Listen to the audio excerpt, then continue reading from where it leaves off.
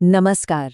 आज की इस चर्चा में हम एक बहुत ही दिलचस्प सफर पर निकलने वाले हैं। मतलब एक व्यक्ति की अपनी आजादी से लेकर दुनिया भर की जियोपॉलिटिक्स तक। ये सारे मुद्दे सुनने में बहुत भारी और उलझे हुए लगते हैं ना, लेकिन यकीन मानिए आज हम इन्हें एकदम आसान और सीधे तरीके से डिकोड करेंगे। तो चलिए बिना किसी देरी के शुरू करते हैं। एक नजर डालते हैं आज के हमारे अहम मुद्दों पर।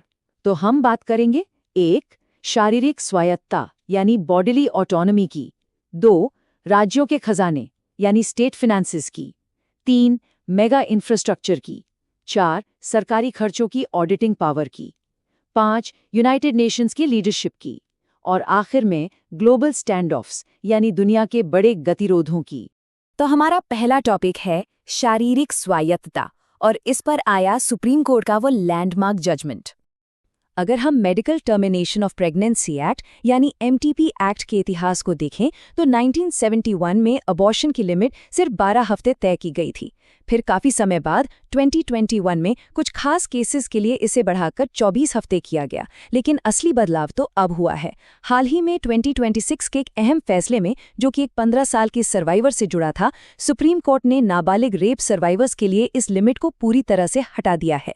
कोर्ट का स्टैंड एकदम क्लियर है। ऐसे बेहद संवेदनशील मामलों में न तो राज्य और न ही किसी अदालत का कोई दखल होना चाहिए। और यहाँ सबसे बड़ी बात यह है, कोर्ट ने इस फैसले को सीधे हमारी संविधान के आर्टिकल 21 यानी जीवन और व्यक्तिगत स्वतंत्रता के अधिकार से जोड़ दिया है। मतलब प्रेगनेंसी को खत्म करने का फैसला अब सिर्फ और सिर्फ सर्वाइवर और उसके गार्जियंस का ही होगा। ये एक बहुत बड़ा स्टेटमेंट है जो बताता है कि जब रिप्रोडक्टिव राइट्स की बात आती है तो एक इंसान का अपने शरीर पर पूरा हक एक पूर्ण और मौलिक अधिकार है। अब यहाँ से एक बड़ा दिलचस्प सवाल उठता है, जब सरकारें एक इंसान के निजी अधिकारों के दायरे से बाहर निकलकर पूरे के पूरे राज्य की अर्थव्यवस्था संभालने पर आती हैं, तो चीजें कैसे बदलती हैं? इसी के साथ हम आते हैं अपने दूसरे टॉपिक पर, राज्यों का वित्त और उनके राजकोषीय घाटे यानी फिस्कल डेफिसिट से निपटना। देखिए, हाल ही में केंद्रीय वित्त मंत्रालय ने देश के 9 राज्यों को उनके खराब होते फाइनेंस को लेकर एक सख्त वार्निंग दी है। अब सोचने वाली बात यह है कि ऐसा क्यों? क्योंकि सिर्फ लोन लेना एक बात है, लेकिन लगातार रेवेन्यू डेफिसिट या राजस्व घाटे में रहना, ये तो रेड अलर्ट है। इसे ऐसे समझिए, जब सरकार के रोजमर्रा के खर्चे जैसे भारी भरकम पेंशन, सरकारी सैलरीज और सब्सिडीज उनकी कुल कमाई से ज्यादा हो जाते हैं, तब ये घाटा होता है। सीधा सा मतलब यह है कि तिजोरी से पैसा तो लगातार बाहर जा रहा है, लेकिन भविष्य के लिए कोई नया एसेट या संपत्ति नहीं बन रही। अगर हम अलग अलग राज्यों की इकोनॉमी को आमने सामने रखें तो एक बहुत ही चौंकाने वाली तस्वीर सामने आती है। एक तरफ हमारे पास सरप्लस वाले राज्य हैं, जैसे ओडिशा, झारखंड और गुजरात। इनके पास मिनरल रॉयल्टीज और एक स्ट्रॉन्ग इंडस्ट्रियल टेक सेक्टर का बड़ा फायदा है। लेकिन दूसरी तरफ भारी घाटे वाले राज्य हैं, जैसे हिमाचल प्रदेश, पंजाब और केरला। अगर सिर्फ हिमाचल का उदाहरण लें तो उनका राजस्व घाटा राज्य की जीडीपी का -2.4% तक पहुंच गया है। और इसके पीछे के मुख्य कारण हैं पेंशन का भारी बोझ, बार बार दी जाने वाली कर्ज माफी और अंधाधुंध सब्सिडी। ये वाकई एक बहुत बड़ा गैप है। खैर, अब ये सोचना बनता है कि जब राज्यों और केंद्र सरकारें इस तरह से पैसों का मैनेजमेंट करती हैं, तो आखिर यही फंड्स राष्ट्रीय स्तर के विशाल मेगा प्रोजेक्ट्स को खड़ा करने में कैसे काम आते हैं? और यही हमें ले आता है हमारे तीसरे टॉपिक की तरफ, मेगा इंफ्रास्ट्रक्चर और ऐतिहासिक जम्मू श्रीनगर वंदे भारत एक्सप्रेस। ये कोई आम रेलवे लाइन नहीं है, ये भारत की इतिहास की सबसे महत्वाकांक्षी और सच कहूं तो सबसे मुश्किल प्रोजेक्ट्स में से एक है, जिसने सीधे पहाड़ों का सीना चीरकर अपना रास्ता बनाया है। इस पूरे सपने को सच होने में लगभग 30 साल लग गए। 1994 में इससे पहली बार मंजूरी मिली थी। फिर 2002 में इसके महत्व को देखते हुए इसे नेशनल प्रोजेक्ट डिक्लेयर किया गया। 2014 में कटरा तक का ट्रैक पब्लिक के लिए खुला और अब 2026 में इस पूरे 272 किलोमीटर लंबे दुर्गम रास्ते पर शानदार वंदे भारत ट्रेन दौड़ने के लिए पूरी तरह तैयार है। इस प्रोजेक्ट में एक आंकड़ा ऐसा है जिसे सुनकर सच में रोंगटे खड़े हो जाते हैं। 360 मीटर। जी हाँ, ये चिनाब नदी पर बने उस रेलवे ब्रिज की ऊंचाई है। मतलब ये पेरिस के एफिल टावर से भी ऊंचा है। और इसे इस तरह से डिजाइन किया गया है कि ये बड़े से बड़े भूकंप और तूफानी हवाओं का डटकर सामना कर सकता है। ये इंजीनियरिंग का एक जीता जागता चमत्कार है। और जब ये हर मौसम में चलने वाली ट्रेन शुरू होगी ना, तो जम्मू से श्रीनगर का सफर 5 घंटे से भी कम का रह जाएगा। इस हाईटेक ट्रेन में 3000 से ज्यादा सेमीकंडक्टर चिप्स लगी हैं और सुरक्षा के लिए इसमें स्पेशल कमांडो तैनात रहेंगे। कश्मीर की जो करीब 2 लाख करोड़ की इकोनॉमी है, उसका बड़ा हिस्सा टूरिज्म पर टिका है।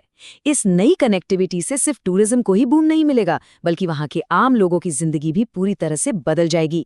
ये वाकई एक गेम चेंजर है। लेकिन जब देश इस तरह की विशाल परियोजनाओं पर हजारों लाखों करोड़ रुपए खर्च करता है, तो एक बहुत ही बुनियादी सवाल सामने आता है। सरकार के इस भारी भरकम खजाने और खर्चों का हिसाब किताब कौन रखता है? इसकी ऑडिटिंग की जिम्मेदारी आखिर किसकी है?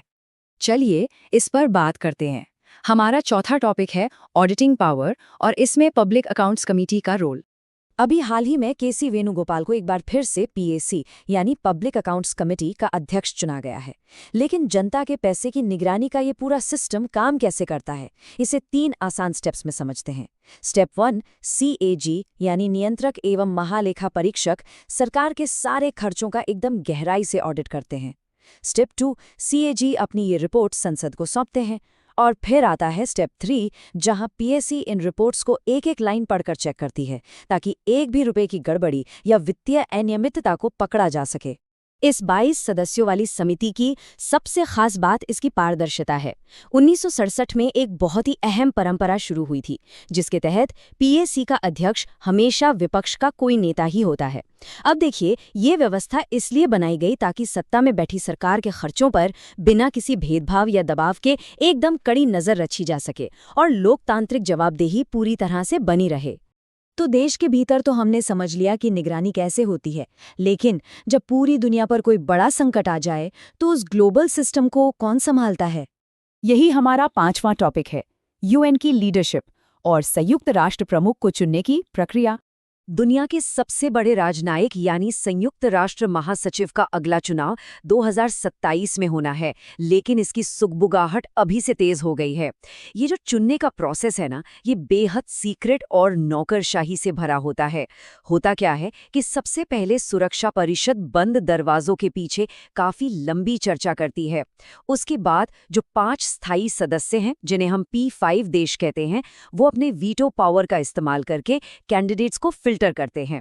मतलब अगर किसी एक ने भी वीटो कर दिया तो कैंडिडेट बाहर। और अंत में सुरक्षा परिषद सिर्फ एक नाम रिकमेंड करती है, जिस पर जनरल असेंबली वोटिंग करती है।